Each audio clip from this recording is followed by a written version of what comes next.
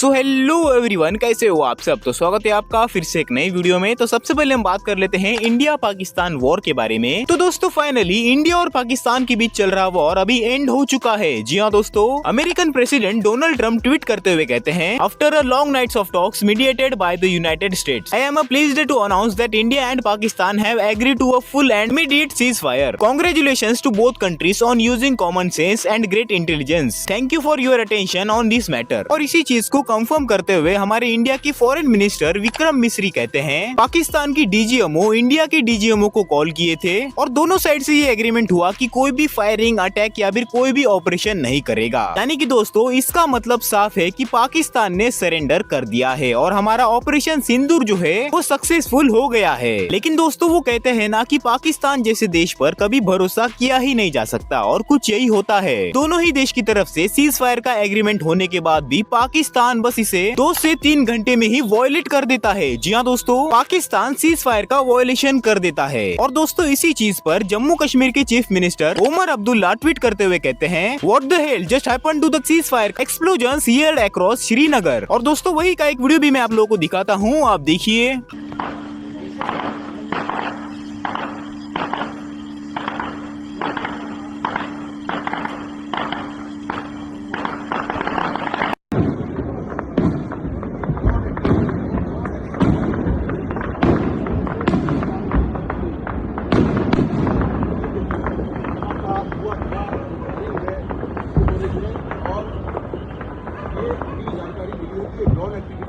वैसे दोस्तों पाकिस्तान के बारे में आप क्या कुछ कहना चाहोगे, मुझे कमेंट सेक्शन में जरूर बताना। पाकिस्तान ने किए हुए सीज फायर वायलेशन को लेकर एलविश यादव का भी रिएक्शन आया है। वो अपने रिसेंट व्लॉग में पाकिस्तान के बारे में क्या कुछ कहते हैं आप खुद देखिए। और आज गाइस जब मतलब पूरे देश में अपने माहौल था कि वॉर चल रहा है, एकदम से ट्वीट देखा मैंने डोनाल्ड ट्रम्प का कि सीज फायर हो गया है, मैंने बात कर ली है, दोनों देशों से बहुत अच्छा उन्होंने काम किया है और दोनों ने समझौता कर लिया, अब वॉर खत्म हो गया। तो हमने भी सोची एक बारी को कि हाँ भाई वॉर खत्म हो गया, ठीक है।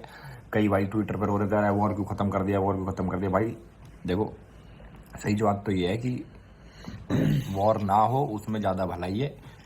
जितने जो चीज़ें हो रही थी अगर रुक गया, पहली बात तो ऑपरेशन सिंदूर हमारा ऑलरेडी कंप्लीट हो चुका था, जो फालतू फंड का वॉर चल रहा था, अगर खत्म होता तो बढ़िया ही चीज़ है, अपने देश को पीछे नहीं ढकेलते। रही बात दूसरी, तो मैंने भी सोच लिया था, मैंने कि देखो पाकिस्तान इतना वैसा सीधा देश तो है नहीं कि सीधा मान गया। उसके बाद दोबारा उन्होंने क्रॉस फायरिंग स्टार्ट करी, दोबारा से वॉर स्टार्ट करा, फिर न्यूज़ आ गई कि दोबारा वॉर हो गया। तो जितने भी लोग भाई ये हमारे प्राइम मिनिस्टर साहब को या फिर हमारे देश को ये कह रहे हैं, हमारी आर्मी को कह रहे हैं कि बस पीछे मुड़ गए, बस इतना ही जोर था, करते तो ढंग से करते, अब अमेरिका की बात मान ली। तो भाई ऐसे नहीं चलता देश तुम्हारे कहने से, देश चलता डिप्लोमेसी से और जो कनेक्शंस होते हैं, रिलेशंस होते हैं और देशों के साथ, उन सब चीज़ों से चलता है। ऐसे थोड़ी मुँह उठा के बोल दिया भैया ना हो रहा।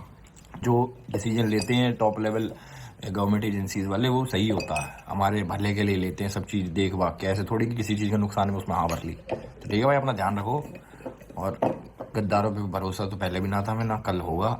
अब इसको like comment share subscribe. YouTuber Amit Bhadana कहते हैं, जो अपनी जुबान का नहीं वो किसी काम का नहीं। Hashtag cease fire violation, Bharat माता की जय। क्रिकेटर शिखर धवन कहते हैं, घटिया देश ने फिर अपना घटियापन पूरी दुनिया के आगे दिखा दिया है। Hashtag Pakistan, hashtag cease fire. और दोस्तों शिवम मलिक भी पाकिस्तान के सीज फायर वॉयलेशन को लेकर कुछ ये कहते हैं, पाकिस्तान ने अपनी औकात दिखा ही दी। अभी 4 घंटे पहले एक न्यूज आती है कि ऑपरेशन सिंदूर सक्सेसफुल हो गया। उन्होंने भारत से कॉल पे कहा कि ये सब रोक दो। दोनों देश इस चीज पर एग्री होते हैं कि दोनों तरफ से फायरिंग नहीं होगी। फिर मेरे इंस्टाग्राम पे लोगों के मैसेजेस आने शुरू हो जाते हैं कि भैया पाकिस्तान ने सीज फायर का उल्लंघन कर दिया, फिर से फायरिंग शुरू हो गई, फायरिंग हो रही है जम्मू में। फिर मैंने न्यूज में देखा पाकिस्तान ने सीज फायर का उल्लंघन कर दिया, जम्मू कश्मीर से लेके कई इलाकों में गोलीबारी की गई, ड्रोन्स भेजे, अलग अलग वीडियोस आ रही है लोगों की वहां से।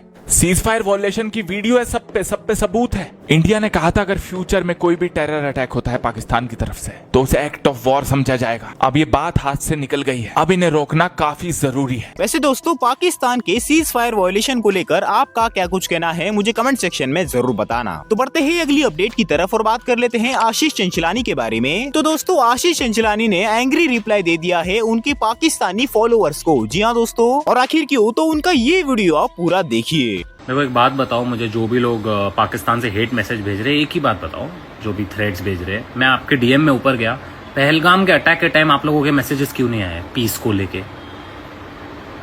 किसी एक भी इंसान का मैसेज नहीं आया। क्यों भाई? तब पीस कहाँ गया? अंधे हो गए थे तब?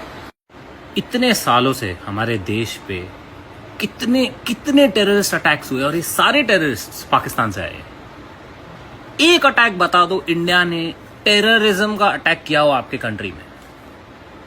लिटरली आपका विकिपीडिया पेज है terrorism in Pakistan, shows to the world आपकी गवर्नमेंट, आपकी कंट्री टेररिस्ट को पनाह दे रही है, सपोर्ट कर रही है। तो आप जो पीस की बात कर रहे हो ना, इतने सालों से हमारी इंडियन गवर्नमेंट ने पीस ही दिया है आपको।